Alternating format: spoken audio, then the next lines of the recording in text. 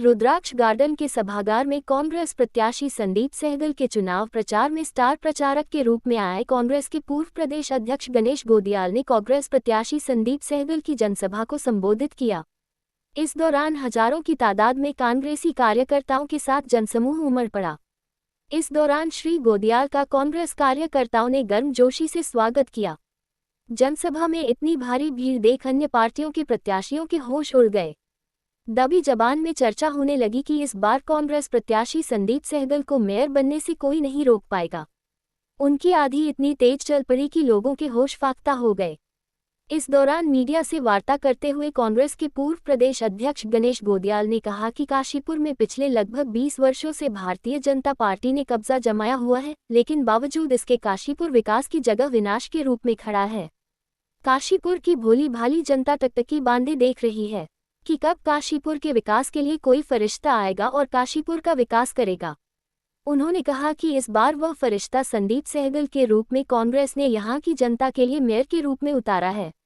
अब देखना यह है कि जनता जनार्दन इस बार काशीपुर का विकास चाहती है या विनाश, ये यहां की सम्मानित जनता को तय करना है। उन्होंने कहा कि भारतीय जनता पार्टी जुमलेबाजों की पार्टी है। जुमलेबाजी के अलावा भारतीय जनता पार्टी ने कभी किसी का भला नहीं किया, सिर्फ अपनी जेब भरने का कार्य किया है। वक्त आ गया है कि इस बार परिवर्तन की लहर साफ दिखाई देने लगी है। लोगों ने मन बना लिया है कि इस बार कांग्रेस प्रत्याशी संदीप सहगल एडवोकेट को काशीपुर का मेयर अवश्य बनाएगी। एक सवाल के जवाब में श्री गोदियाल ने कहा कि भारतीय जनता पार्टी सांप्रदायिकता फैलाकर वोट हासिल करना चाहती है, लेकिन जनता जनार्दन अब समझ चुकी है कि वह जातिवाद में न बटकर एक तरफ वोट करेगी और भारतीय जनता पार्टी को आने वाली 23 जनवरी को मुंहतोड़ जवाब देगी। उन्होंने कहा कि आने वाली 23 जनवरी को हाथ के पंजे पर वोट करें और काशीपुर को विकास की ओर अग्रसर करें। साथ ही कांग्रेसी नेत्री श्रीमती मुक्ता सिंह ने कहा कि इस बार संदीप सहगल जैसे जुझारू कर्मठ व्यक्तित्व को काशीपुर मेयर सीट के लिए उतारा है। वह जमीन से जुड़े नेता है और वह हर वर्ग के लिए हमेशा कंधे से कंधा मिलाकर कार्य करने में सक्षम रहे हैं। उन्हें राजनीति का पूर्ण अनुभव है, इसलिए आने वाली 23 जनवरी को पंजे के निशान पर वोट कर संदीप सहगल को विजय बनाएं।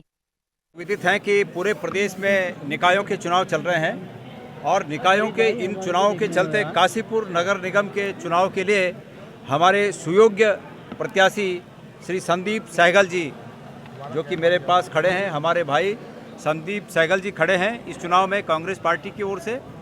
मैं काशीपुर की सम्मानित जनता से, काशीपुर के सम्मानित मतदाताओं से ये हाथ जोड़कर निवेदन करने आया हूँ कि संदीप सहगल जी को वो लोग अपना आशीर्वाद दें, अपना मत दें और अपना हित, उनका हित इसी में निहित है कि वो यहाँ पर एक ऐसे समर्पित राजनीतिक और सामाजिक कार्यकर्ता को ये मौका दें कि अतीत से लेकर अब तक जिन्होंने हमेशा निष्ठावान एक कार्यकर्ता के रूप में इस नगर निगम क्षेत्र की सेवा की है, ये मैं सब लोगों से अपील करने यहाँ आया हूँ। और मेरा विश्वास है कि जिस प्रकार से लोगों का प्रतिसाद यहाँ पर बढ़ चढ़ कर दिख रहा है, मेरा पूरा विश्वास है कि संदीप सहगल जी यहाँ काशीपुर से हमारे इस क्षेत्र के अगले मेयर होंगे और उनके नेतृत्व में ये नगर दिन दूनी रात चौगुनी वृद्धि करेगा, विकास करेगा, आगे बढ़ेगा।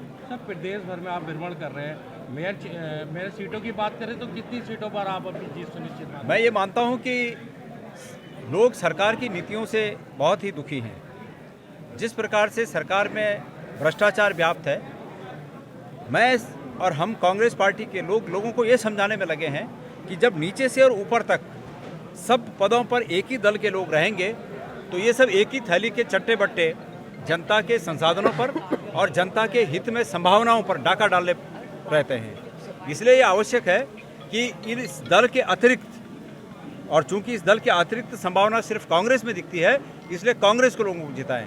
मेरा ये मानना है कि आजकल का युवा, आजकल का मतदाता, चाहे वो युवा हो, बुजुर्ग हो या माताएं हो, बहनें हो, आजकल का युवा बहुत स्मार्ट तरीके से वोटिंग के महत्व को जानता है और वो इस बात से सहमत होगा कि भ्रष्टाचार पर यदि नकेल लगानी है तो नीचे से ऊपर तक सभी पदों पर एक ही दल के लोगों को नहीं बिठाना चाहिए, नहीं तो ये लोग आपस में मिल बांट कर सभी संभावनाओं को खा जाते हैं। इसलिए लोग इस समय कांग्रेस को सभी जगह पर अपना आशीर्वाद देंगे और कांग्रेस के लोगों को जिताएंगे। सर, इनका कहना है कि भाजपा सरकार जो है उत्तराखंड में है, तो फिर ये विकास कार्य किस तरीके से करा पाएंगे कांग्रेस? तो इसका अर्थ ये हुआ कि आज तक फिर यहाँ निगम में उन्हीं की सरकार थी, राज्य में भी उन्हीं की सरकार थी। इसका मतलब ये हुआ कि आज तक उन्होंने विकास नहीं किया, यही तो इसका अर्थ हुआ। सवाल ये है कि इनको यहाँ पर निगम इसलिए चाहिए कि इस निगम में भी भ्रष्टाचार की बंदरबाट तब हो सकती है जब उनके ही लोग यहाँ पर भी हों। अगर यहाँ पर कांग्रेस का आदमी होगा तो उनकी बंदरबाट नहीं हो पाएगी।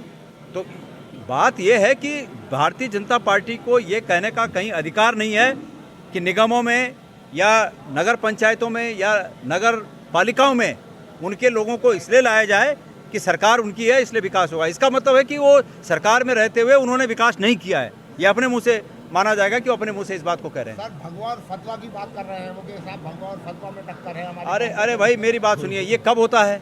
ये तब होता है जब लोगों को ये लगे कि विकास के मुद्दे पर, बेहतर संभावनाओं के मुद्दे पर और नगर को विकसित करने के मुद्दे पर वो पिछड़ रहे हैं, तब ये बात करते हैं। और मैंने कृपया जो लोग इस बात का उत्तर मेरे से सुनना चाहते हैं वो कल का कोटद्वार में दिया गया मेरा भाषण सुने।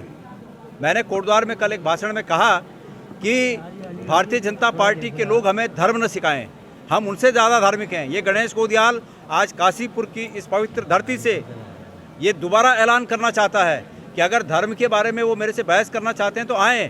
गणेश गोदियाल 6.5 साल बद्रीनाथ केदारनाथ का अध्यक्ष रहा और 6.5 साल में भारतीय जनता पार्टी ने पूरी ताकत लगा दी, लेकिन बाल बराबर भी इस प्रकार का कोई कृत्य मेरा वहाँ नहीं इनको मिला कि जिससे ये हम पर लांछन लगा सकें। और जैसे मैं हटा केदारनाथ का सोना बेच गए।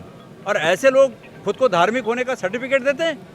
अगर धर्म को समझना है, भारतीय जनता पार्टी, आपने सही कहा कि ये इस चुनाव को मतलब धार्मिक ध्रुवीकरण के तहत जीतना चाहते हैं। हर एक चुनाव को धार्मिक ध्रुवीकरण के तहत जीतना चाहते हैं। लेकिन जो ये कहते हैं ना कि धर्म खतरे में है, सच्चाई ये है कि धर्म खतरे में नहीं है, इनकी कुर्सी खतरे में है।